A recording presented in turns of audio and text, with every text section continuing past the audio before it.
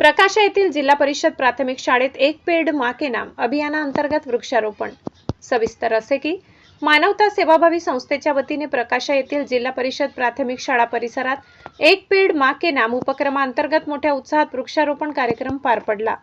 या उपक्रमात जिल्हा परिषद मुलांची शाळा, जिल्हा परिषद कन्या शाळा आणि जिल्हा परिषद उर्दू शाळा येथील विद्यार्थी आणि शिक्षकांनी उत्स्फूर्त सहभाग नोंदविला। पर्यावरणाचा समतोल राखणे आणि निसर्गाचे संवर्धन करणे या उद्देशाने या विशेष वृक्षारोपण मोहिमेचे आयोजन करण्यात आले होते। या प्रसंगी उपस्थितांच्या हस्ते शाळा परिसरात विविध रोपांची लागवड करण्यात आली। या प्रसंगी प्रकाशा गावाचे सरपंच नंदिनी भील, ग्रामसेवक बाडू पाटील आणि वनपाल विभागाचे IT चव्हाण यांनी प्रमुख उपस्थिती लावली। सोबतच मानवता सेवाभावी संस्थेचे अध्यक्ष अजीज खाटीक, उपाध्यक्ष जावेद पिंजारी, सचिव गफ्फार शेख, साहिल जहागीरदार, इरफान जागीरदार, रवींद्र कोडी यांच्यासह संस्थेचे इतर पदाधिकारी होते।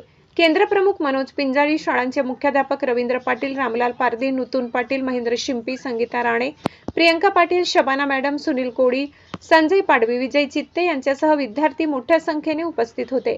कार्यक्रमादरम्यान उपस्थितांनी झाडे लावण्याबरोबरच त्यांच्या संगोपनाची जबाबदारी घेणे किती महत्त्वाचे आहे याविषयी रवींद्र पाटील यांनी विद्यार्थ्यांना मार्गदर्शन केले।